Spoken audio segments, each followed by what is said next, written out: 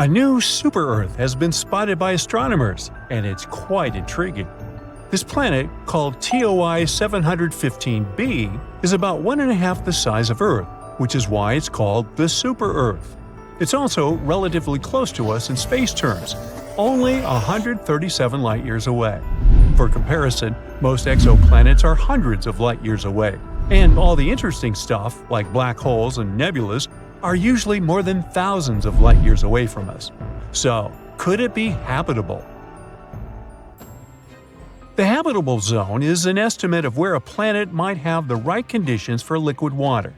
This is what we call some distance from the star, where the temperatures on the planet should be okay-ish, and water should stay liquid on its surface. It's not super precise, because it depends on a bunch of factors like the type of star, how reflective the planet is, its size, and so on. Also, just being in this zone isn't enough for water to actually be there. The planet also needs the right kind of atmosphere and a few other things. So, we invented a stricter definition in 2014, the conservative habitable zone. It's a more precise term defining the best candidates that have liquid water. Otherwise, we get too many potentially habitable planets that are not actually habitable at all. The CHZ is based on how much energy a planet gets from its star compared to Earth. If a rocky planet gets between 40 to 85%, it's considered to be in the CHZ, no matter how far away it is from its star. These planets have a higher chance of being habitable. And yes, TOI 715b is located there.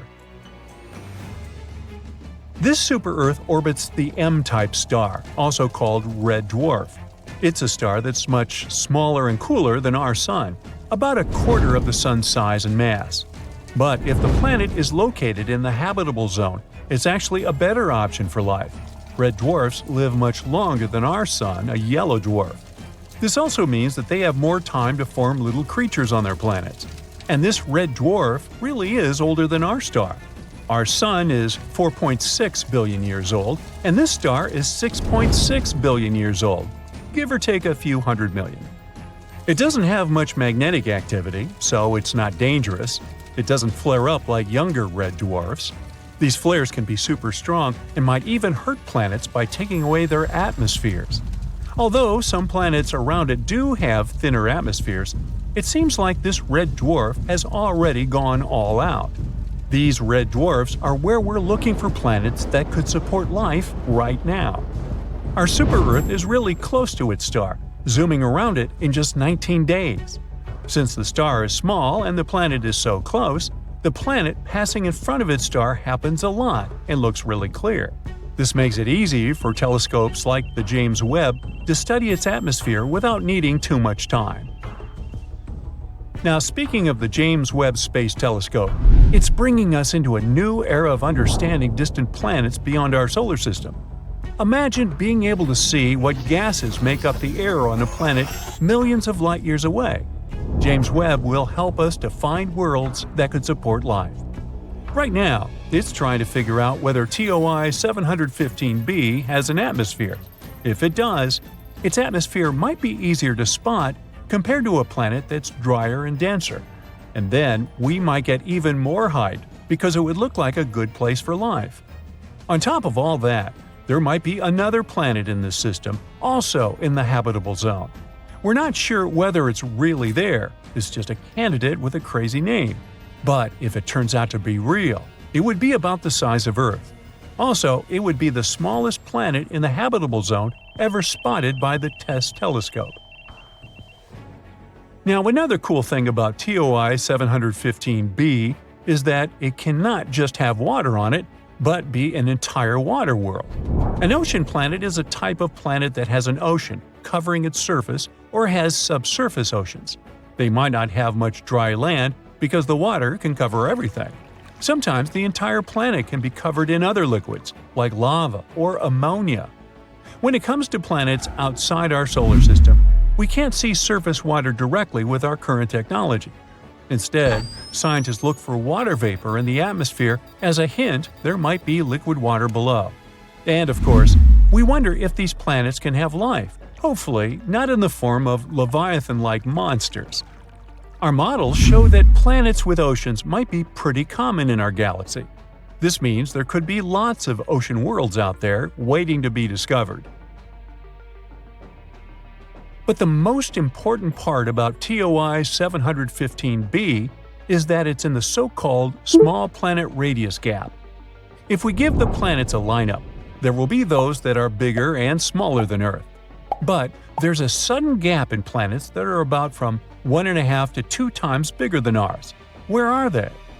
This gap is interesting to scientists because it tells us something about how planets form and change over time. It's not that planets don't form in this size range. They actually start off larger and then lose some of their mass, like a balloon gradually deflating. Perhaps it happens because of how they orbit their stars, with stars blowing away some of their mass as they dance around it, as our Sun does with gas from comet tails. This gap holds a lot of mystery, and planets, like our new super-Earth, are clues that could help us unravel it. We aren't sure whether it exists around red dwarfs. Maybe it's a gap in how dense these planets are, rather than in their actual size. So studying our discovered planet is even more interesting. It'll help us learn more about distant stars and their planets. Now, I mentioned TESS a while back. NASA's TESS, Transiting Exoplanet Survey Satellite, has been in space for 6 years now and has been incredibly successful. NASA launched TESS because we already found over 5,000 planets orbiting other stars, mainly thanks to the Kepler telescope. But Kepler mostly found large planets, not necessarily like Earth. We decided to focus TESS on finding smaller Earth-like planets around nearby bright stars, making them easier to study with future telescopes. Here's how it works. The camera observes stars and looks for changes in their brightness. If the brightness suddenly drops for a while and then gets back, it could mean there is a planet passing in front of it. But stars can dim for other reasons too. For example, flaring up or having dark spots on their surface, which is why we need to be careful with this data. TESS shows us the size and orbit of these planets. Then ground telescopes help determine their mass. With these 3 parameters, we can figure out what the planets are made of and if they're rocky like Earth or gassy like Jupiter. Yeah, you want to avoid Jupiter after taco night. One example of TESS's discoveries was the TOI 700 system. There, it discovered its first ever Earth-like planet, TOI 700d. This exoplanet also orbited a red dwarf, and it's even closer to us, about 100 light-years away. Unfortunately, it's unlikely to be habitable because the temperatures there are crazy. Another big discovery was made in the AU microscopy system. TESS discovered a planet about 4 times the size of Earth and another nearly 3 times Earth's size. This system has become a key area for studying how stars and planets form and change over time. TESS has also spotted a variety of other exciting finds, including supernova, hot worlds, and so on. And as it enters its 6th year, we can only expect more exciting findings to come. Some time ago, the James Webb Space Telescope spotted a super bizarre space object flying through our galaxy. First of all, it's not orbiting any star. It's a rogue object, just drifting through space on its own. Even better, this wandering thing apparently has a cake-like atmosphere, and examining it can be crucial in our future exoplanet research. Plus, it can help us understand how gas giants evolve over time and what might happen to Jupiter in the future. You may object that Earth has a layered atmosphere too, with 5 major and several secondary layers. But on Earth, the air is mostly nitrogen and oxygen. As for other planets, they're different. Take Venus, for example, where the atmosphere is super thick and filled with sulfuric acid. There are exoplanets with water vapor clouds, or ones where the clouds are literally made of hot sand. But what about our rogue object? By the way, I have no clue why it got this reputation, but for some reason, scientists chose to call it simp. Ouch. Anyway, it seems to have its own unique combo, with cloud patches and weird chemical reactions happening high up. It is covered in clouds made of iron and magnesium, and its atmosphere has carbon-based chemicals floating around. Scientists have spotted auroras on it. Yep, like the northern lights we have on Earth, but way out in deep space. It's the very first time researchers have been able to do a sort of weather report on a rogue object like this. The next weirdness? The object doesn't really fit into any box. It's not a regular planet because it doesn't orbit a star, but it's also smaller than a brown dwarf, which is something like a failed star. So it's something in between. Not quite a planet, not quite a star. And while it's not dangerous in the we're all doomed kind of way, scientists say rogue objects like this could actually mess things up pretty seriously if they wandered too close to a solar system. Their gravity might throw off the orbits of planets, which could lead to instability or even space collisions. So yeah, while our rogue friend is not a threat right now, it might become one in the future. Now, this rogue object has some crazy stuff going on. First off, its day is only 2.4 hours long. Like, imagine the sun rising and setting in that time. That's real fast. It's also hanging out about 20 light-years away in the Carina Nebula, which isn't super far in space terms. Another thing that makes this guy special is the fact that it's the brightest free-floating object of its kind that we can see from the northern hemisphere. And since it's just drifting in space without a nearby star messing with our view, it's been directly photographed by telescopes, like NASA's Spitzer. That's actually super rare for stuff this faint and far. When scientists checked it out in infrared, aka heat vision, they noticed that the atmosphere of this rogue object was acting weird, like it kept changing, sometimes more heat, sometimes less. Something funky was going on, but what exactly? So, in July 2023, one team of scientists used the James Webb Space Telescope to dig deeper. They pointed it at SIMP and gathered a ton of data, around 6,000 measurements in just a few hours. First, they looked at shortwave radiation, which is kind of like high-energy heat, and then they did the same with longer waves a few hours later. They discovered that the brightness changed differently depending on the wavelength. Some parts of the atmosphere got brighter, some dimmer, and some didn't change at all. It was all over the place, but they noticed a pattern. All the changes fell into 3 groups. Each group had its own vibe, like its own little signature of what was going on in the atmosphere. And it turned out that the mysterious object wasn't just floating alone in space.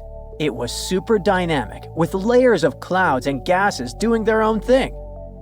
It could mean 3 different things were going on in the atmosphere. To figure out what exactly was behind all this, they built models of the rogue object's atmosphere. Apparently, the first group of curves likely came from low clouds made of iron. Yeah, iron, like actual metal clouds. The second group seemed to come from higher clouds made of this mineral called forsterite, which is basically a magnesium-rich crystal. And it looks like these cloud layers aren't smooth, they're patchy. That patchiness could explain why the light coming from them keeps changing so much. As for the third group of light patterns, they weren't coming from clouds at all. The light seemed to be coming from way above the clouds, from what they think are hotspots in the atmosphere. These hotspots are probably connected to radio auroras, kind of like Earth's northern lights, but happening in the radio part of the light spectrum instead of visible light. But even after all that modeling, there were still some mysteries left. Like, the first group of curves was all over the place, more than they expected. So they think it might be because of carbon-based gases like carbon monoxide floating around. They might absorb certain types of light at random times. In any case, this is the first time we've actually seen this kind of atmospheric chaos directly. But the few hours the researchers spent watching it weren't enough to fully figure it out. To really get the full picture, they'll need days of data, and they're hoping to use NASA's Nancy Grace Roman Space Telescope, set to launch in 2027, to dive even deeper. Even though this mysterious object is not a rogue planet, they're definitely worth mentioning. These are basically planets that got kicked out of their home solar system. Yeah, like straight up evicted. When a planet forms, it's usually hanging out with a bunch of other planets around a star. But early on, things can get super chaotic. You know, planets crashing, shifting, getting too close to each other. And sometimes, one gets yeeted right out of the system. So, since they're not tied to a star, these rogue planets are just cruising through the galaxy, totally solo. If they happen to float near something massive, like a star or a black hole, that thing's gravity can tug at them. But otherwise, they just keep drifting. Most of them probably got booted when their system was still forming, and everything was a mess. But according to a NASA scientist, even mature systems can throw a planet out if the orbit gets too weird or something big knocks into them. Now, the next planet we gotta discuss isn't rogue. It has a parent star and all. But there's another cool thing about it.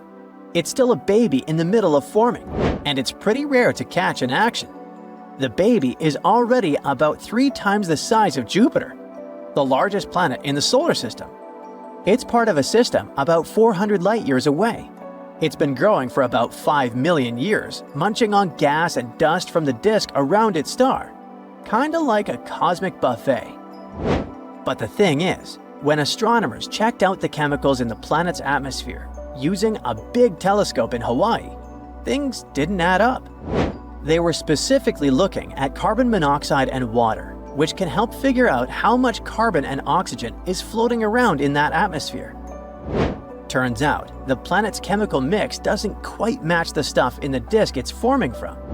That's a big deal because it goes against what scientists thought they knew about how planets are supposed to form. Basically, it's saying, hey, your fancy models might be a bit too simple.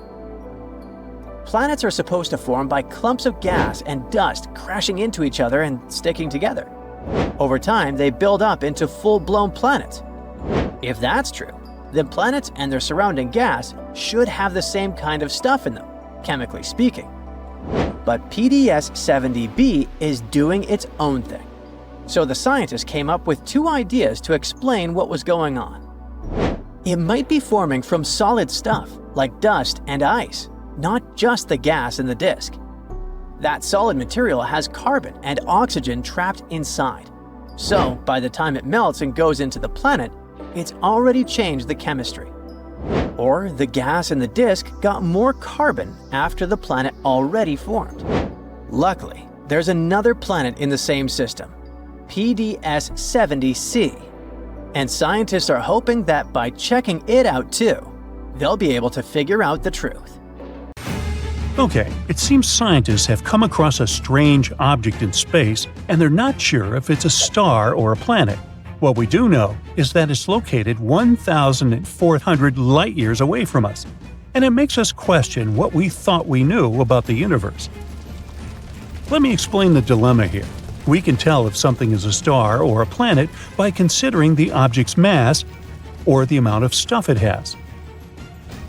Stars have a lot of mass, which gives them strong gravity that squeezes them tightly. Squeezing creates high temperatures inside them, causing them to shine brightly. Planets have less mass, so their gravity is weaker. They don't experience the same squeezing or high temperatures as stars. Instead, planets shine because they reflect the light from their stars, like our beautiful Earth does with our Sun, too. And this weirdo falls somewhere in between, since we consider it a brown dwarf. It's a special type of big, gaseous protostars. Brown dwarfs are usually like Jupiter in terms of their atmosphere. But they are much larger in size, about 13 to 80 times. If a brown dwarf has more than 80 times the mass of Jupiter, it can start burning regular hydrogen, just like a star. That's what usually makes stars shine brightly. But normally, brown dwarfs are not as hot as stars. Their inability to burn hydrogen has even earned them the nickname of failed stars. They burn at around 4,000 degrees Fahrenheit, which is cooler than most stars. But this object defies the norm. Its temperature measures an incredible 13,900 degrees Fahrenheit.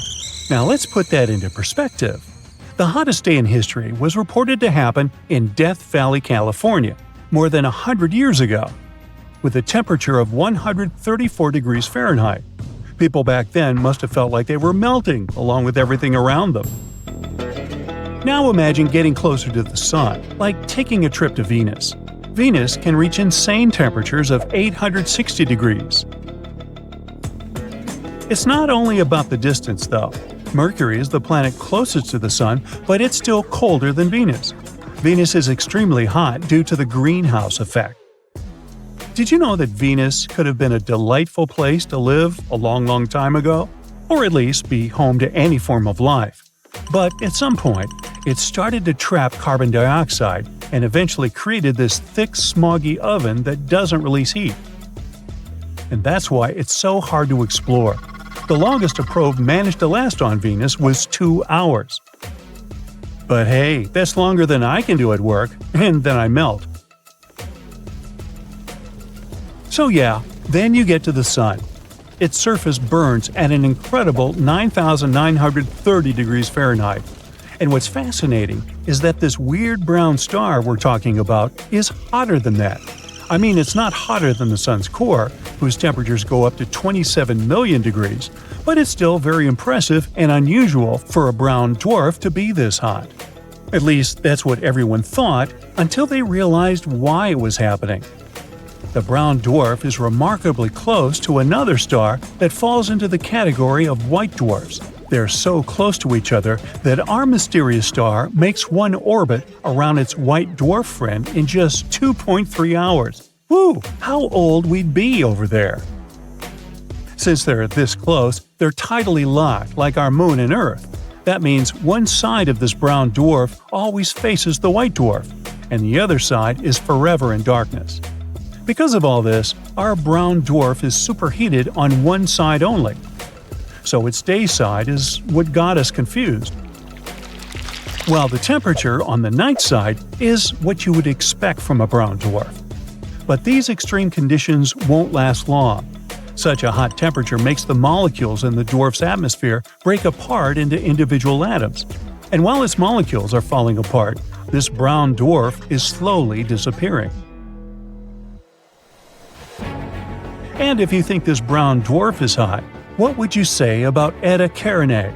It's a star located about 7,500 light-years away from Earth, and it belongs to an elite group of stars we call luminous blue variables. One astronomer first noticed it in the 17th century, but back then, it was just a regular medium-bright star. Almost 200 years later, another astronomer was observing it. But this time, it was a very bright star, one of the brightest ones in the sky. A few years later, it reached the highest level of brightness in a big event called the Great Eruption. When it happened, the star could be easily seen in the night sky. It released so much light, as much as is emitted in a supernova explosion. It remained like that for a couple of years, which is not what usually happens with exploding stars. After the party reached its peak, the star decided it was time to leave. It's still hesitating though, so it's still alive but dimmer than before. There's a nebula around Eda Karen too. It is a shell made of gas and dust that formed during the Great Eruption. It even blocks some of the star's light. Eda Karen is a binary star system. That means there are two stars that orbit around each other. One component has a temperature of about 26,500 degrees, and the other 62,500 degrees. The main star in the Eda Karen system, which is the more massive of the two, is 100 times heavier than our Sun. Because of its enormous mass, scientists predict that this star may eventually explode in a powerful event known as a supernova. But not for another several thousand years. So, by now, you might have already guessed what the hottest thing in the universe is. Ta-da! A supernova. The supernova is what tells us that the life of a star has ended. We're talking about the most powerful explosions in space. They happen when a star that's between 8 and 40 times more massive than our Sun flops. Its core can no longer create enough energy through a process called fusion, so the star can't even handle its own gravity. It's like a stellar burnout, too much work a star can't handle, and its core just collapses. During a supernova, the temperatures in the star's core can get 6,000 times higher than in the core of the Sun. Or sometimes, a specific type of star called a white dwarf suddenly restarts its nuclear fusion, and bam, you get a supernova again. Kepler's supernova happened at the beginning of the 17th century, and it was the last really big supernova event we directly observed from Earth. On average, supernovas in our galaxy happen 3 times every century. I mean, we got a smaller supernova in 1987 too, when a blue supergiant exploded in one of the Milky Way's satellite galaxies, which we know as the Large Magellanic Cloud. This explosion was so strong, people could even observe it with the unaided eye, even though it was incredibly far, 168,000 light-years away from our home planet. What a topic for summer days, huh? But check this out. We can also talk about the hottest thing people have ever created, made in a surprising place, Switzerland. Nah, we're not talking about a super hot chocolate. A group of scientists there created a subatomic soup called a quark gluon plasma. In this experiment, the temperature got 250,000 times as hot as the Sun's core. The purpose of this experiment was to recreate the conditions that existed shortly after the Big Bang when the universe was still in a state of chaos. Okay, let's get even more extreme. In theory, things can get even hotter. Have you heard of the Planck temperature? It's an insanely hot temperature with numbers so high we can't even imagine. A supernova is like tepid tea compared to this madness. And who even knows what the matter does at these temperatures? Okay, I'm done. Now we take you back to your regular universe. Bye now. Right now, 4 tiny, Earth-like planets are chilling around one of the closest star systems to us. We're talking second closest. These little rocky worlds are each about 20 to 30% the mass of Earth. So not quite Earth 2.0, but still pretty solid. Will one of them become our new home one day? Well, all of them are pretty close, so future humans might actually visit them someday. Not like next year or anything, but we could potentially send missions there. Don't expect any extraterrestrial neighbors, though. Those planets probably aren't home to life, or at least not anything we'd recognize. Let's take a look at them. The planets are called Barnard B, C, D, and E. How creative, huh? The innermost has a mass of 26% of Earth. The second one is a bit bigger, with a mass of 30% of Earth. The third one has 4% more mass than the previous. And the outermost is... no, it's not the biggest. Actually, it's just a baby, with a mass of 19% of Earth. All the planets are likely rocky, like the inner planets of our solar system. They orbit their star very closely. That's why they only need a few days, under a week, to make a full circle. Now, what about that star these little guys are circling? It's called Barnard star. Astronomers have always had a hunch there might be at least one planet orbiting it. First off, this star is super close, in cosmic terms of course. Only the Alpha Centauri trio is closer to us. Barnard star is just under 6 light-years away, which is basically next door. At the same time, it's not like our Sun.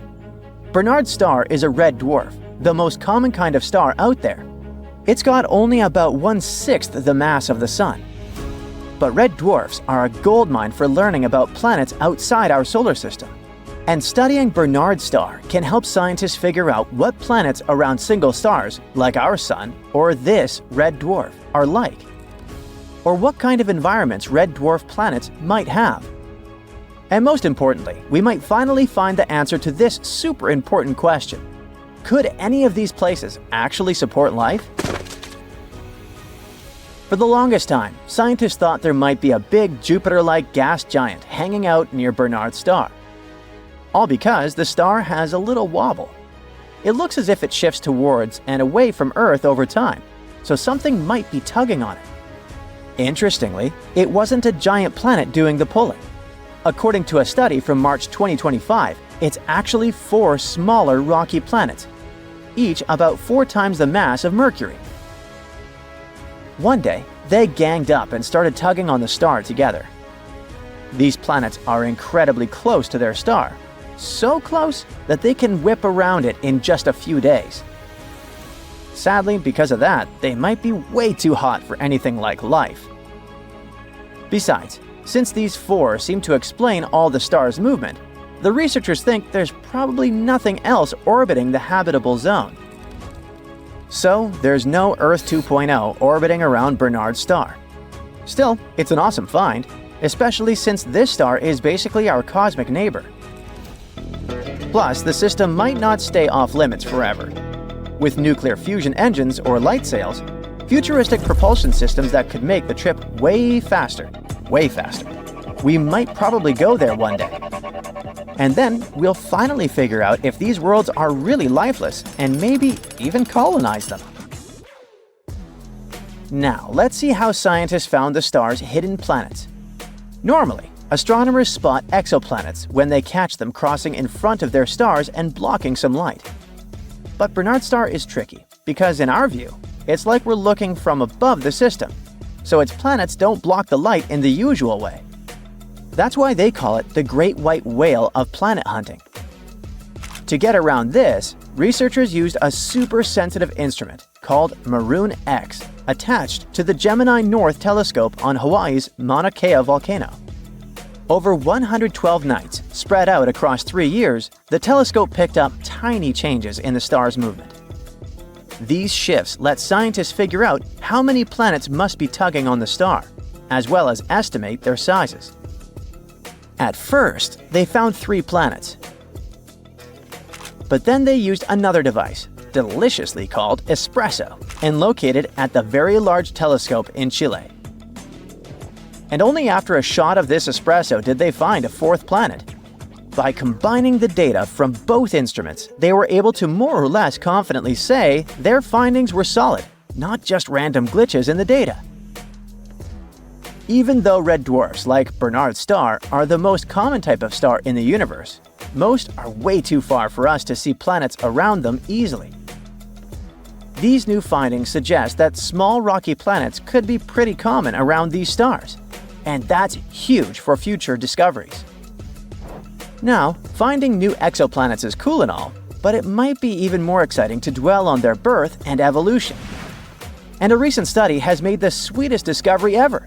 Newly born exoplanets might actually look like Smarties, that popular British candy, rather than spheres.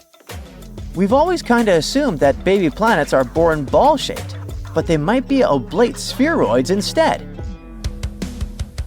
A team of scientists from the University of Central Lancashire in England used computer simulations to build a model of the formation of planets in dense gas disks surrounding young stars. After that, they compared these models with actual observations and noticed that the young planets took pretty unusual shapes. The thing is that even though almost 6,000 exoplanets have been discovered so far, astronomers still don't have a clear understanding of the sequence of events marking their birth and early evolution. But this new research might finally shed light on this process. So, the astronomers examined the formation mechanisms of gas giant planets like Jupiter and came to the conclusion that planets built up from their centers. After that, the researchers focused on the initial shapes of such planets. They were also interested in how they could encourage the growth of these planetary seeds. How could they turn into such massive planets, some of them bigger than our solar system's largest giants? According to the standard theory of the formation of planets, such growth happens gradually and smoothly. First, dust particles start to stick together, turning into larger and larger objects. This process lasts for a very long time and is known as core accretion. It's the model of planet formation scientists favor. There's another theory, according to which planets' birth might happen over shorter periods of time. This data involves a protoplanetary disk, a disk of gas which makes up 99% of its mass, and dust, around 1%. This disk orbits a newly formed star, and hypothetically, planets might form from this cloud. Protoplanetary disks are likely to be common byproducts of star formation. They might range in mass from 0.001 to 0.3 solar masses. Inside such disks, matter slowly moves inward, and dust particles grow bigger, to the size of pebbles. At one point, after 2 to 3 million years, a giant rotating protoplanetary disk breaks into pieces, and that's how baby planets are born. This theory is known as the disk instability model. As for the model built by the team, it seems to support this second, less favored theory: rapid planet formation through disk instability. All because this theory explains how large planets can form relatively quickly at pretty large distances from their host stars. As for the weird flattened shape of these newly formed planets, it might be due to the material falling onto them. Most likely, it goes mainly to the poles of new planets. One of the main conclusions of the research is that the appearance of young exoplanets, as we see them from Earth, may vary depending on how they're angled. If Earth is directed face-on to an exoplanet, it will seem that the latter has a traditional spherical shape. But if seen on edge, a baby exoplanet will look like a real smarty. The team is going to continue to investigate the formation of planets with the help of an improved computer model. They believe they can find out the role the environment around a young planet plays in affecting its shape and formation. This planet, yeah, the one right here, shouldn't exist, but it does. A newly discovered planet rotates around a star that's much smaller and dimmer than our Sun. The planet, however, is enormous.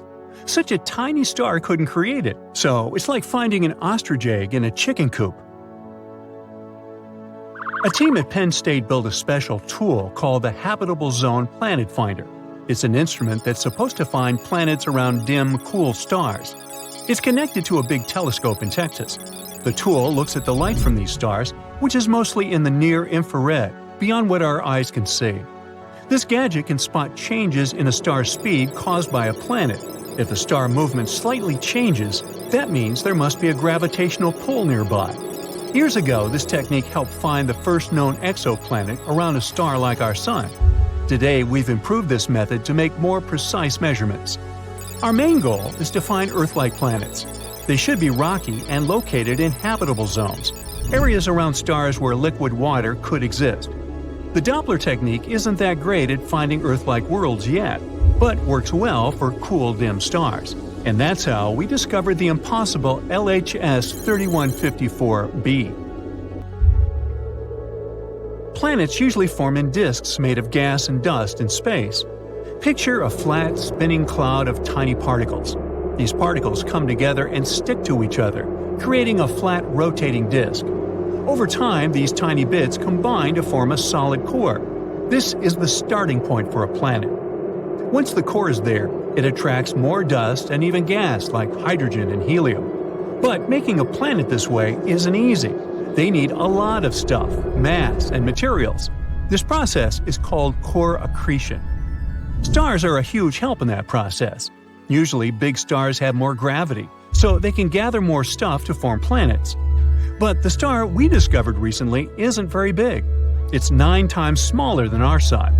A star this small shouldn't have a big enough disk to make a heavy planet. To do that, its disk should have been at least 10 times bigger. But this heavy planet, LHS 3154b, exists. Now, this mysterious planet is 13 times heavier than our Earth. It's similar in size to Neptune. It's about 50 light-years away from us in the Hercules constellation, which, in space terms, is very close. The planet is also super close to its star, completing 1 year in almost 4 days. This discovery is making scientists rethink their ideas about how planets and stars come into existence.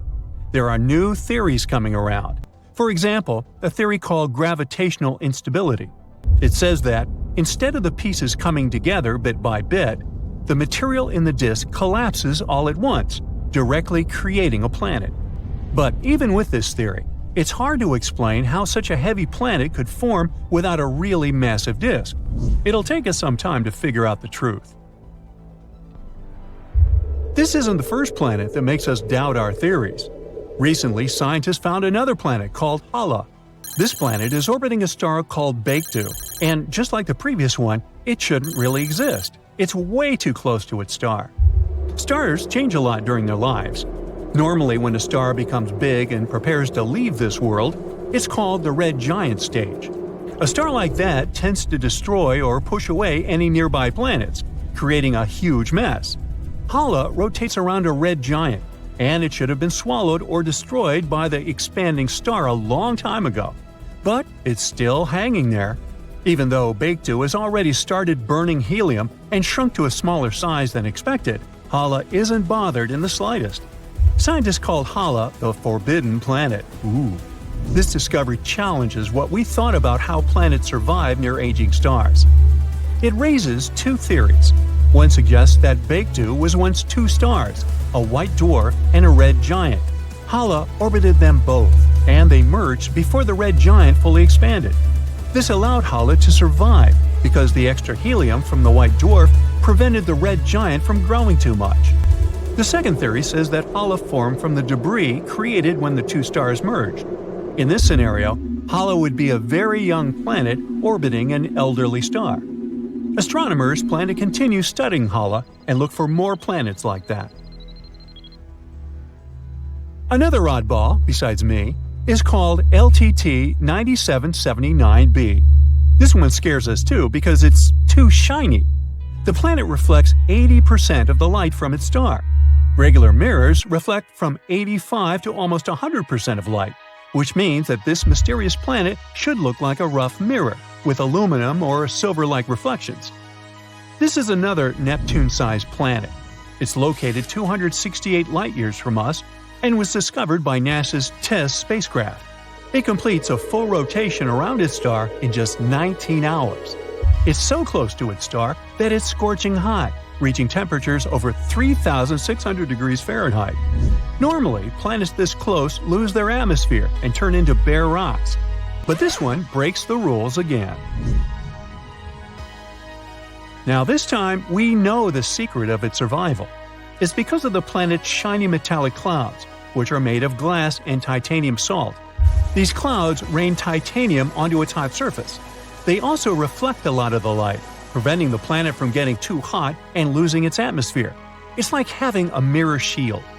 This planet's size also surprised scientists. It's way bigger than Earth. Other planets this close to their stars are either much bigger gas giants or small rocky planets. This planet is a smaller gas giant, and scientists didn't expect it to exist so close to its star. This is the shiniest planet ever found, even shinier than Venus. But despite its cool appearance, it's probably not a friendly place for life because of its extreme temperatures and strange metallic rain. And our final rule breaker is a planet called Wasp 107b. Scientists discovered it using the James Webb Space Telescope. It's located around 208 light-years from us in the Virgo constellation. It's also fast and completes an orbit around its star in just 6 days. This is a super Neptune exoplanet. It's similar to Jupiter in some ways, including the same size and scorching hot temperatures. But the main difference is that it's much lighter, weaker, and less dense. This is the least dense planet we've discovered so far. After researching some more, we also found that it has a tail. The helium on the planet extends beyond the transit egress. The planet is slowly losing its atmosphere due to extreme ultraviolet radiation from the star. This creates a comet-like tail. So, it looks like a fluffy comet. But that was just the beginning. The planet's low density, or fluffiness, allowed astronomers to study its atmosphere in detail.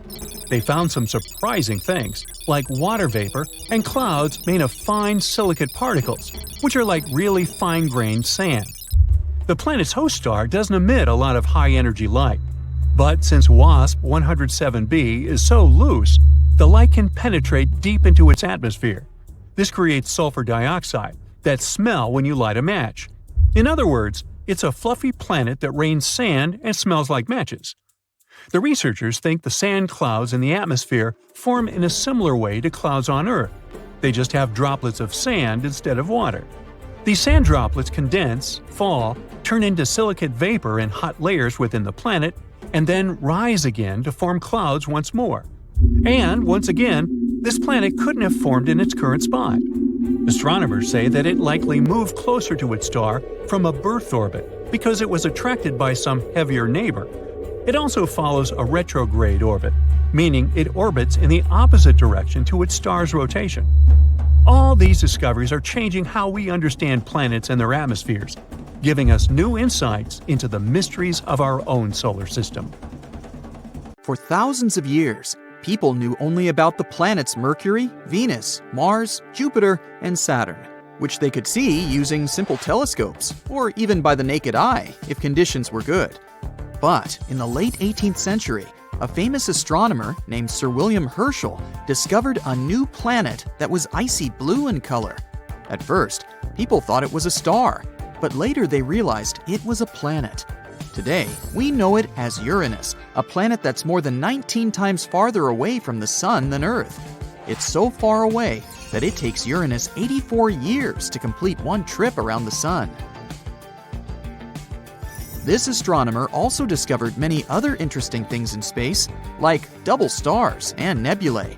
In the mid-1800s, scientists noticed something pulled Uranus and strangely tugged its orbit.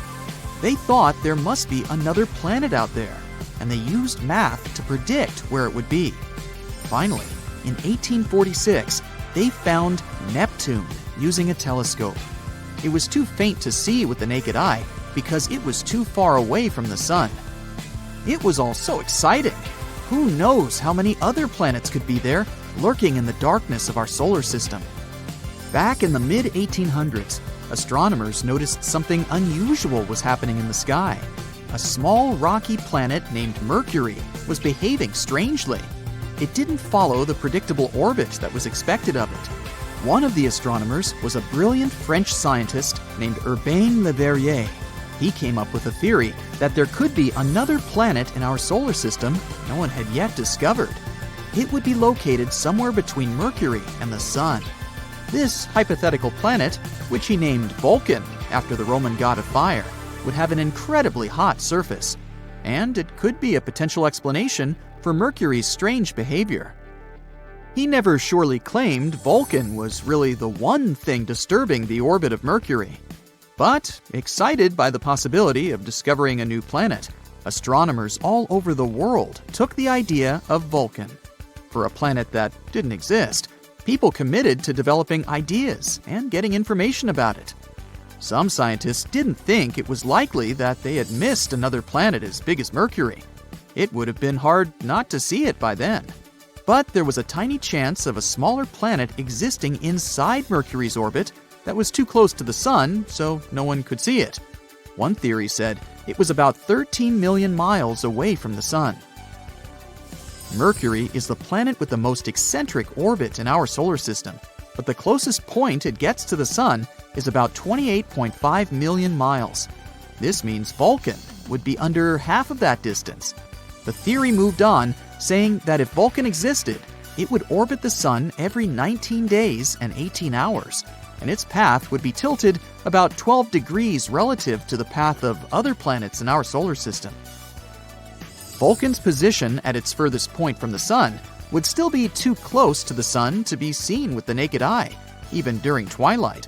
The only chance of seeing Vulcan would be during a solar eclipse, or when it passed in front of the Sun, which, as the theory said, would be 2 to 4 times a year. They had a theory that this mysterious planet was so close to the Sun that it could only be seen during a total solar eclipse when the moon blocked out the Sun's blinding glare.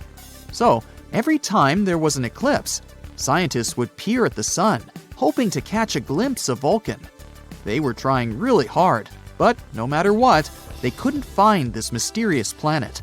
Some astronomers claimed to have spotted it during eclipses, but no one could ever confirm or find evidence for that. The theory of Vulcan was left waiting for some better times. Einstein had a different idea. You know about his theory of general relativity, right? That's where he claimed gravity wasn't some sort of natural force, but a result of space-time curved because of the presence of giant space objects, like planets and stars. Planets circle around the sun in their usual orbit because space-time is curved. That means the planets are kind of falling towards the central star of our solar system. And Einstein tried to explain Mercury's unusual orbit using his own theory of relativity. Unlike the other planets in our solar system, Mercury's orbit wasn't that circular. Instead, it seemed to wobble slightly, as if there was an invisible force pulling it away. Einstein said this could be happening because the massive gravity of our sun was actually curving the fabric of space-time around it. He claimed it's possible this changed Mercury's orbit a little bit. It took the scientific community a while to test this theory, but it eventually seemed like the most plausible explanation. Even though Einstein's theory gave us a more elegant explanation for Mercury's strange orbit, some scientists were still holding out hope for Vulcan. It was especially hard to let go of the idea of Vulcan because Mercury is also the planet that's really hard to see from where we're standing. But later, more and more scientists started accepting Einstein's theory above their imagination. And they would observe a total solar eclipse specifically to test Einstein's theory of relativity, not because of Vulcan. And Vulcan is not the only hypothetical planet everyone was talking about. In the newer age, some believe there could be a mysterious planet lurking in the outer part of our solar system. But this one is more likely to exist. No one has seen it directly yet, but computer simulations show this so-called Planet 9, or Planet X, is probably somewhere there beyond Neptune. Neptune and Planet X could be similar in size. Planet X could be 10 times more massive than Earth and circles around our Sun in an elongated shape, which is on average 20 times farther from the Sun than Neptune. A year there may last between 10,000 to 20,000 Earth years. By comparison, a year on Neptune lasts 165 Earth years. Something this big moving out there beyond Neptune could explain the unusual orbits of smaller objects in the Kuiper Belt. The Kuiper Belt is the area of our solar system beyond Neptune and where it orbits. And there are most likely many asteroids, comets, and some other smaller bodies there, mostly made of ice. There was another hypothetical planet called Nibiru. Remember those rumors that the world could end back in 2012? One of the popular scenarios was Nibiru, which some claimed would hit our home planet at the end of the year. Of course, nothing happened. We're still here, all set and good, but the idea of Nibiru seemed interesting. Stories started in the 1970s when a man named Zecharia Sitchin mentioned Nibiru in his book, The 12th Planet, claiming it orbits the Sun every 3,600 years. But there's no chance a planet with such an eccentric orbit wouldn't disrupt other planets in our solar system with its gravity. And if it was really coming that close to Earth in 2012, we were supposed to be able to see it with the naked eye. Some simple calculations showed Nibiru would have been nearly as bright as Mars at its dimmest and brighter than the faintest stars you see from a city. Oh well, maybe we'll have more luck in the next 3,500 and something years. In 2011, a comet named Elenin appeared that many people thought could be Nibiru.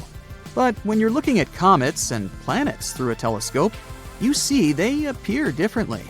A comet has a coma, which is a gas atmosphere, together with a tail, something a planet doesn't have.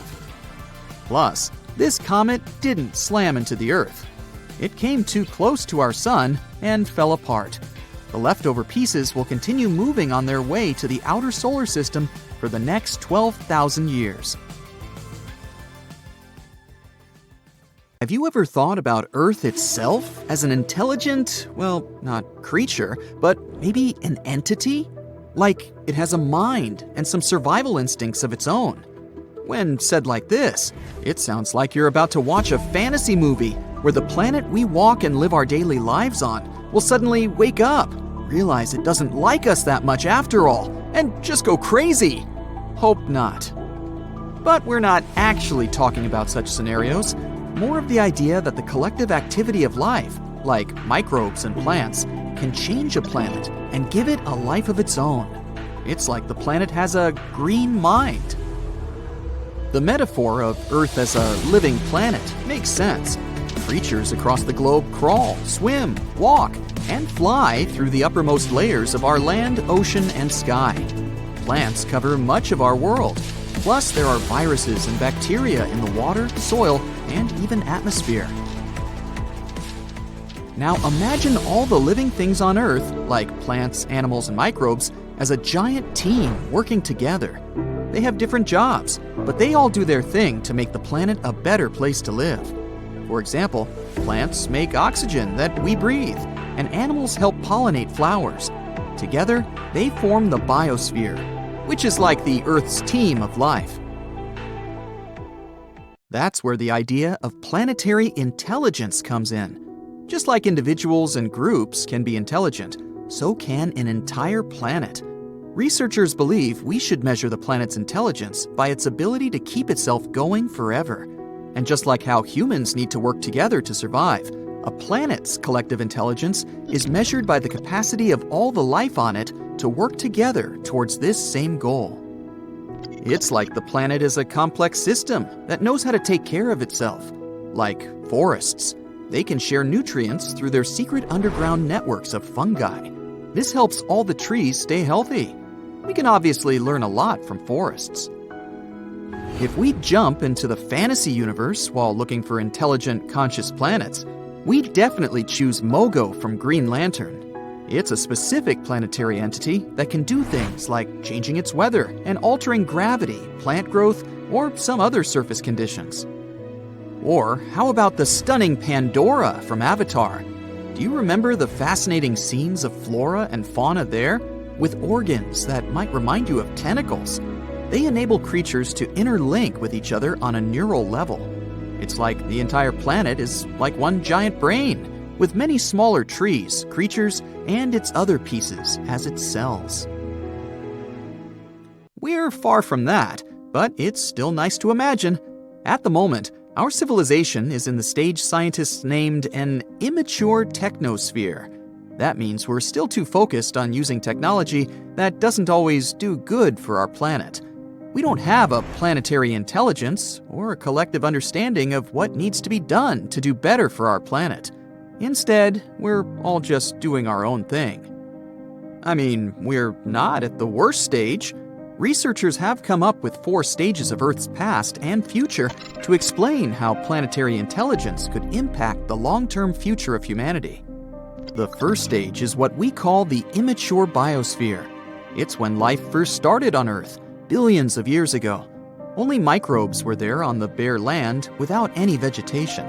There wasn't any global feedback, which means these microbes couldn't yet affect Earth, its atmosphere, or other systems in any way. The second stage is the mature biosphere, which was 2.5 billion to 540 million years ago, when stable continents formed and the biosphere started to have a strong influence on the Earth. The third stage, known as immature technosphere, is where we are now, with interlinked systems of communication, technology, transportation, electricity, and computers that draw resources from Earth's systems and affect the biosphere. The fourth stage, also known as the mature technosphere, is where Earth should aim to be in the future. It means technology will benefit the entire planet. We'll use sustainable forms of energy, like solar power. Planetary intelligence is the sign of a mature planet, and researchers are trying to figure out how we can move towards it. So, things we do on an individual level do matter.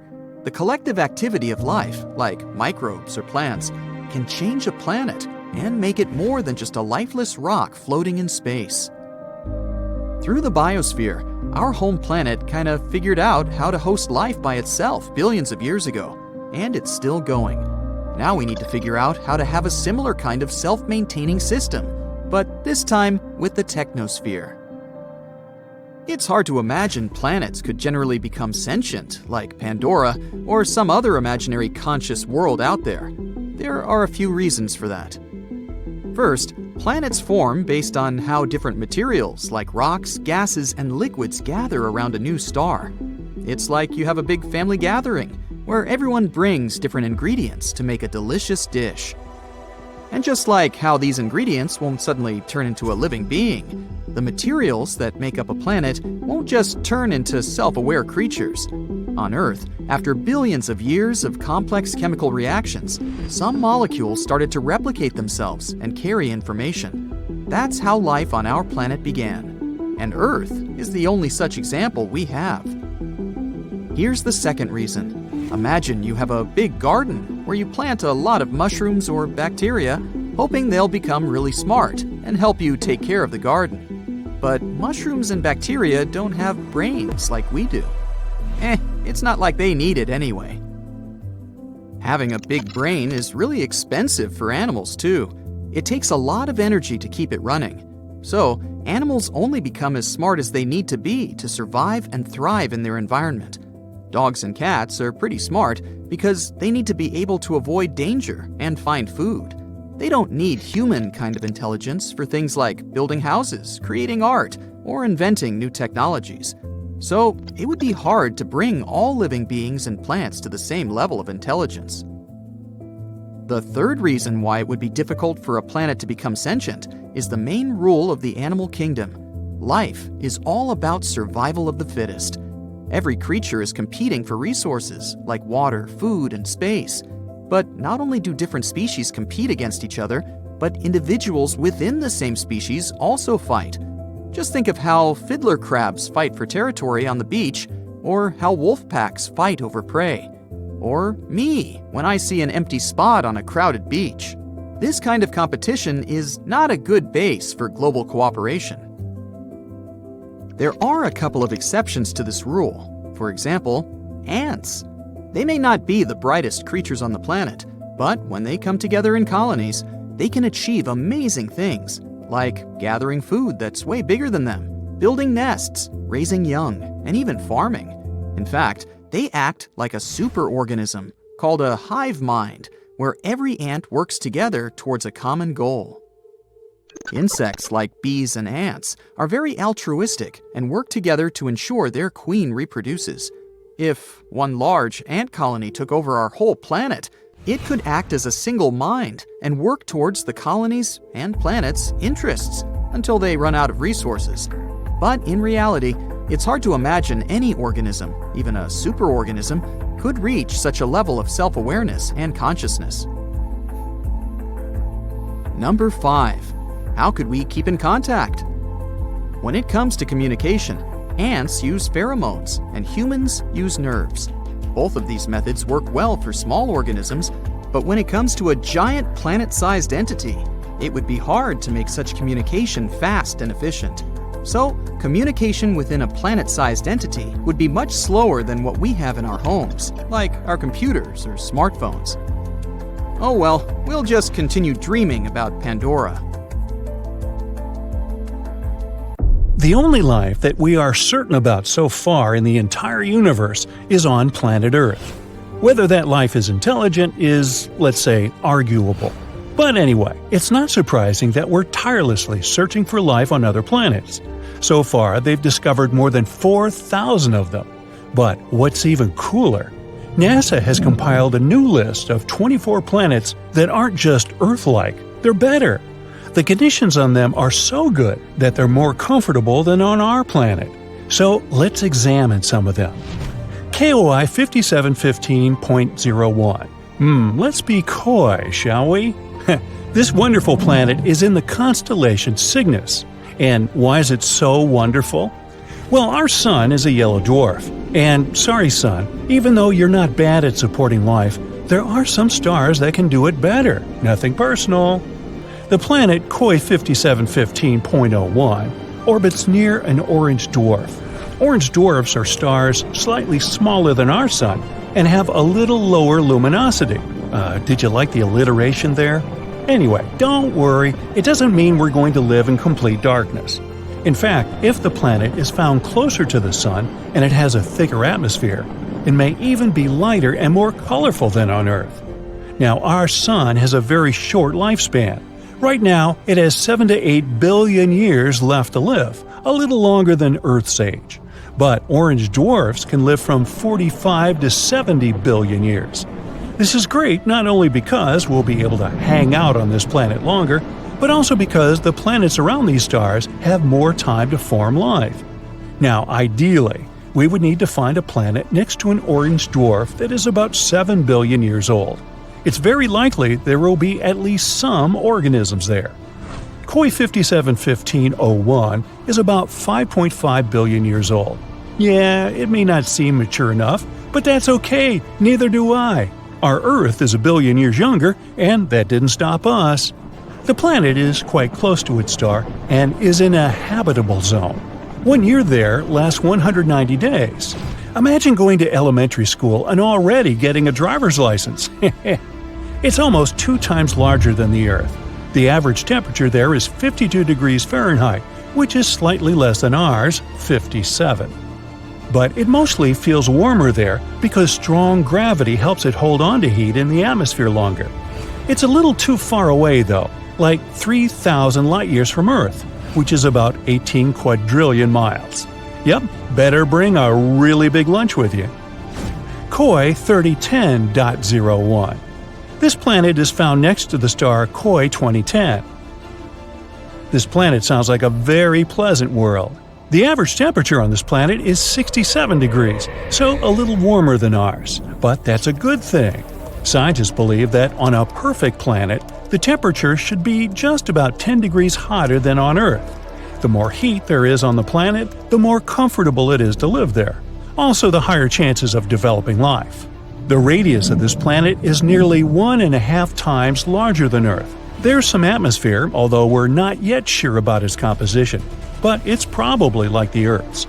Scientists think that we'll find an ocean there, and it can cover up to 60% of the surface, which is also cool.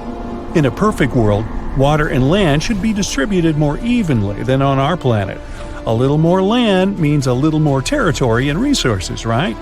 But listen, this planet is actually very similar to the Earth. The semblance is so striking that scientists believe we have an 84% chance to find life there. Of course, not necessarily an intelligent life, but at least some animals. Wouldn't that be cool? Now, what do you think they could look like? Very Earth-like planet, but with stronger gravity. Well, if someone lives there, they're probably big but have a small height and strong little legs. Sounds adorable and scary. But we won't be able to find out the truth anytime soon. So far, for us, these planets are microscopic dots in space. We only have some dry, boring data about them and don't even know what they look like. We'll have to wait until we can find a way to get closer to these planets. Kepler 186f. This is also one of the best candidates for having life. This rather cute planet was nicknamed the Earth's cousin because it does have a strong resemblance. Anyway, these two planets are like sisters, not twins. Kepler 186f rotates near a red dwarf. Red dwarfs are stars even dimmer and smaller than orange dwarfs. Yeah, they'll also live for a very, very long time, but their luminosity is also quite low. However, Kepler 186f is closer to its star than we're to our Sun, so it shouldn't be too dark there. Well, at least not night-like dark. The sky on this planet is sure to be an unusual shade of red, like sunsets on Earth. What do you think? Would you like to live on a planet with an eternal sunset?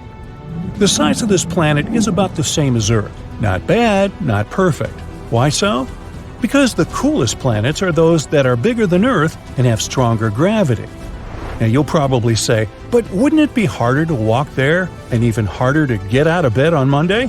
Of course. But on the other hand, this planet will pull the atmosphere better. The atmosphere will be thicker and denser. This means more protection from the scary space stuff, more oxygen, and more heat. Not to mention the fact that the bigger planets have more space to settle. Awesome, right? But of course, the Earth's size is also an excellent choice. Another cool fact is that the tilt of Kepler 186f is about the same as ours. It means that there should be stable seasons and a normal day-night cycle. Do you know how important the tilt of the planet is? Let's look at Mars. Mars is also, in fact, found in the habitable zone of our Sun, but its tilt is very unstable, and as a result, the entire ocean that could have been on it once now completely dried up. Today, it's just a red desert, and there's no life there. At least not as far as we know, but you see how important these tiny details are? This planet is also quite far away from us, 490 light-years. That's about 3 quadrillion miles. So yeah, we're just going to keep waiting for intergalactic travel. Kepler 62e and 62f. These planets were called the most Earth-like before we discovered Kepler 186f. They're very comparable to our home. Kepler 62e is about 1.5 times larger than Earth, and Kepler 62f is just slightly smaller than that. They're located in the constellation Lyra, which is about 1,200 light-years away from us. They both also orbit a red dwarf. 1 year on Kepler 62e lasts about 122 days, even less than on that first planet we talked about. Scientists believe that both 62e and 62f are sort of water worlds, warm places mostly, or even completely covered with water. If there is land there, it's probably just some islands. A world consisting entirely of islands. A fantasy dream for some, think Hawaii, and a nightmare for others, think Megalodon. But if you're a fan of ancient marine animals, just imagine how gigantic they could be there. Still, there are many things we don't know about this planet. Does it have a surface? What about its composition, density? One day, maybe we'll be able to answer these questions. And so, that's it for the super-Earths. Of course, the original list is much longer, and you can go check it out on the internet. Now, the best thing about all this is that these are planets that are better than the Earth. But we also know thousands of other exoplanets that are just close enough to ours. And the odds are, a few of them have at least some form of life. But they're very, very far away, so we have no way to check it out right now. Perhaps, down the road, we'll find some cool creatures on many of them. For decades now, scientists have been discovering new planets outside our solar system. By 2023, we've found more than 5,000 of them, and many of these exoplanets could potentially even have life. Now, if you're ready for a wild ride through space, let's find out what potentially habitable planets we've discovered in the last few years. LP890-9b and LP890-9c. Buckle up because we're heading to LP890-9, a red dwarf star located a whopping 105 light-years away from Earth. This star is quite cool compared to our Sun, in terms of temperature, of course. It has a temperature of about 4,700 degrees Fahrenheit. Now, this little guy may be small, but it's packed with surprises. For example, 2 exoplanets orbiting around it. Moreover, both of these planets are likely terrestrial, meaning they are rocky, just like Earth. First up, we have LP90-9b, which was discovered in 2022 using the TESS telescope and later confirmed by the Speculoos telescope. This planet is a super-Earth, weighing in at about 13 times the mass of our own planet. It's also slightly bigger than Earth, with a radius about 1.3 times larger. And if you thought Mercury's orbit around the Sun was quick, just wait until you hear about LP890-9b. It takes about 3 days to complete 1 lap around its star. Imagine falling asleep in freezing winter and waking up in hot summer. But the real showstopper here is LP890-9c. This one was discovered by the Speculoos telescope. It's a bit further out from the star and takes a leisurely 2.5 times longer to orbit than LP890-9b. It's also a bit larger than Earth. But its real claim to fame is its location within the habitable zone of its star. That means it could potentially have liquid water on its surface and a climate suitable for life. Now this planet becomes a prime candidate for studying its atmosphere using the James Webb Space Telescope. But hold on. It's not all sunshine and rainbows for LP890-9c. It's also really close to its star, meaning it's full of radiation that could potentially make it less habitable. And to top it off, it's tidally locked, just like our moon. That means one side of the planet is always facing the star and is incredibly hot, while the other is always in the dark and really cold. Scientific models suggest that this planet could be more like Venus in terms of its atmosphere and climate. And Venus isn't known for being human-friendly. But despite these challenges, LP890-9c is still a fascinating exoplanet worth studying further. Who knows what secrets it may hold? Let's move on to the next candidates. GJ1002b and GJ1002c.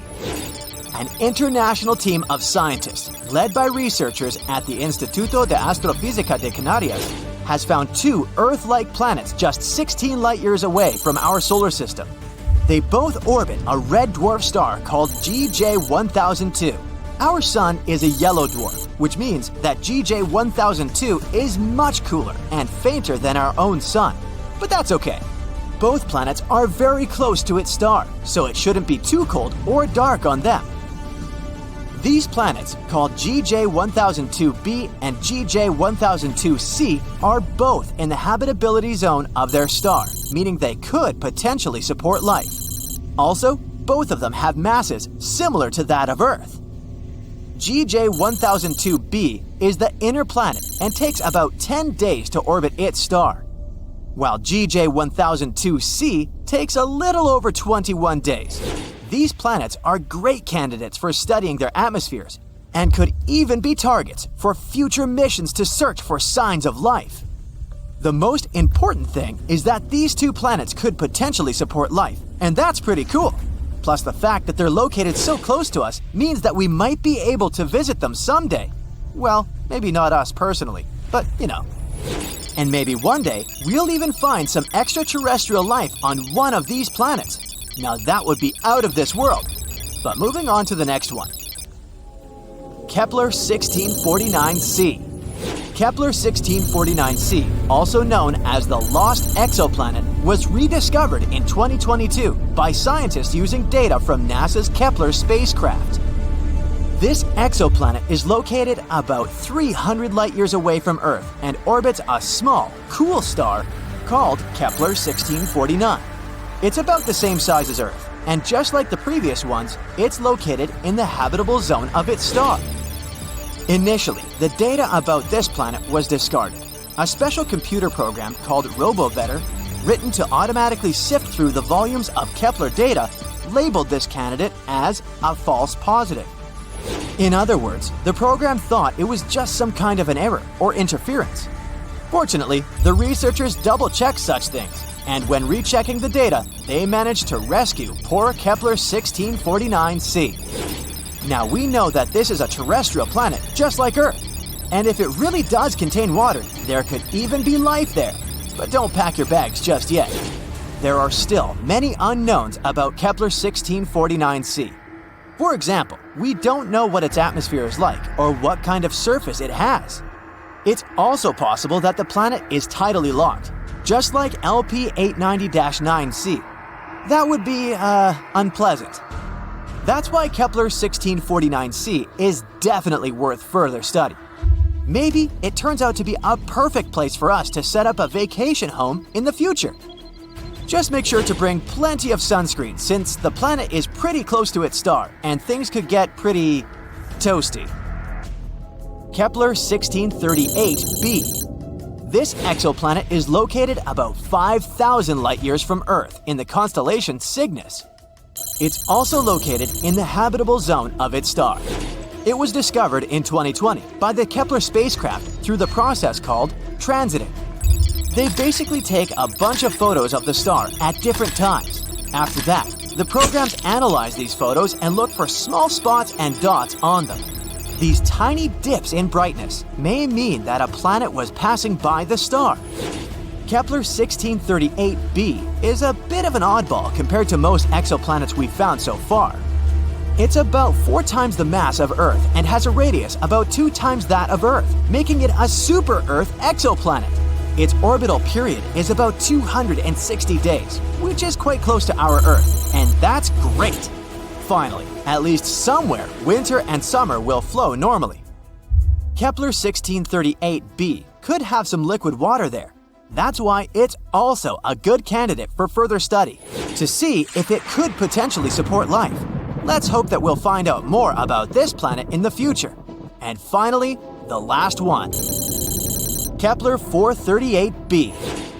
Kepler 438b is an exoplanet located approximately 640 light-years away from Earth in the constellation Lyra. It was discovered in 2015 by the Kepler Space Telescope. One of the most interesting things about Kepler 438b is its size and location. It's about the same size as Earth and also orbits within the habitable zone of its star. But there are a few catches. For one, Kepler 438b orbits around a red dwarf star, which are known for their high levels of solar radiation and flare-ups. This could make the surface of the planet too hostile for life as we know it. In addition, Kepler 438b has a much shorter year, only around 35 Earth days long. This could lead to extreme temperature fluctuations on the planet's surface, but maybe it's home to some hardy extraterrestrial life forms that have adapted to its unique conditions. Or maybe not. Either way, it's definitely worth keeping an eye on. This is a small list of exoplanets that we've discovered in recent years. Now, with the use of new technologies, we'll be able to find new exoplanets much more often. Let's hope that at least a few of them will really be inhabited. So, we might be getting closer to finding a massive icy planet beyond Neptune's orbit. Sorry Pluto, still not you.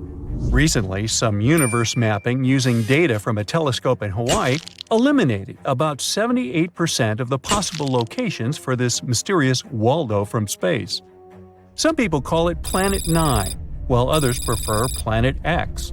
Either way, it's been causing controversy since its existence was first proposed, and that is mainly because no study so far can answer the big question: does it really exist? If discovered, Planet 9 would rank as the 5th largest planet in our solar system, with a mass 10 times that of Earth. It's also theorized to be gaseous, like Uranus. The initial study on Planet 9, dating back to 2016, suggests that this colossal new planet orbits the Sun 29 times farther out than Neptune, which sits at about 2.8 billion miles. As a result, the Planet 9 would take between 10,000 and 20,000 years to complete a single orbit around the Sun. If confirmed, this yet-to-be-understood world would dominate a region larger than any other known planet in our cosmic neighborhood. These are all intriguing hypotheses, but without a single piece of evidence or observation to back them up. Before dismissing this as a wild guess, it is important to note that these researchers relied on complex mathematical modeling and computer simulations to speculate about the planet's characteristics, because that's what they do. The hypothetical presence of this planet would explain various mysterious features located beyond Neptune. We are specifically talking about the Kuiper Belt, a huge donut-shaped region filled with icy debris left over from the formation of the solar system, including comets and dwarf planets like Pluto. What happens is that the 6 farthest objects in the Kuiper Belt exhibit elliptical orbits that are all oriented in a similar direction within physical space and tilted approximately 30 degrees downward relative to the orbital plane of our 8 known planets. What's strange here is that, despite their distinct orbital velocities around the solar system, they maintain this alignment. The likelihood of such alignment occurring randomly is extremely low, around 0.007%. So, here comes Planet 9, a hypothetical massive celestial body that offers a plausible explanation for this strange phenomenon, potentially exerting gravitational influence to shape these orbits. The initial theory didn't hold up for long, facing accusations of observational bias and calculation errors. Then, in 2017, another study popped up, sparking back the idea that maybe Planet 9 is out there after all. This time, Spanish astronomers tried a novel approach, focusing on observing extreme trans-Neptunian objects. These celestial bodies orbit the Sun in highly stretched elliptical paths, with average distances exceeding 13 billion miles. The research suggests that the distances between these objects' nodes and the Sun might provide clues to Planet 9's location. You see, these nodes are the points where a celestial body's orbit intersects the solar system's plane. When these objects reach these points, they're more likely to interact with other solar system bodies, potentially causing significant changes in their orbits or even collisions. So, if the trajectory of these extreme trans-Neptunian objects remains stable, everything's fine. But if it's not, well, that's a sign that something else, something big, is messing with their path. And that's exactly what the research found. There is something unseen out there, throwing these objects off course. And that something could be a planet chilling at a distance between 300 to 400 times farther from the Sun than Earth. To this day, the study of the extreme trans-Neptunian objects is the strongest evidence we've got for Planet 9's existence. And if you're still not convinced by this theory, know that strange motions like these have led to planetary discoveries before. Neptune, for instance, was spotted because Uranus's motion didn't quite agree with the predictions of Newtonian gravity. But the deflection of its orbit could be explained if it was caused by a pull of an undiscovered planet. And just like that, we discovered Neptune. Now, the year is 2021, and there's all this buzz about Planet 9 again. After correcting some old guesses, studies are now leaning towards the idea that this mystery world follows an epic loop around the Sun every 7,000 years. That is massive news, because it means this planet might be closer than we ever thought, making it easier for our telescopes to spot it. The paper also suggests there is a whopping 99% chance that the funky orbits of these distant objects are all because of this unseen planet, not just some cosmic coincidence. Now, the odds of this whole situation being a fluke are down to a 1 in 250 chance, which is much better than the 1 in 10,000 chance back in 2016. All these optimistic numbers have brought us to where we are today, keeping our hopes and working on better equipment to continue the mission of spotting Planet 9. As mentioned earlier, researchers in Hawaii created some kind of treasure map utilizing the Panoramic Survey Telescope and Rapid Response System to eliminate 78% of its locations. This is great news, considering how challenging it is to find a planet-sized needle in a cosmic haystack. But unfortunately, Planet 9's presence remains a ghost in the dark outer reaches of our solar system. Enthusiasts are still convinced of its existence and believe it is only a matter of time before we celebrate the discovery of Earth's new cosmic cousin. They're putting their hopes on the Vera C. Rubin Observatory, which is currently under construction in Chile and is scheduled to begin science operations in late 2025.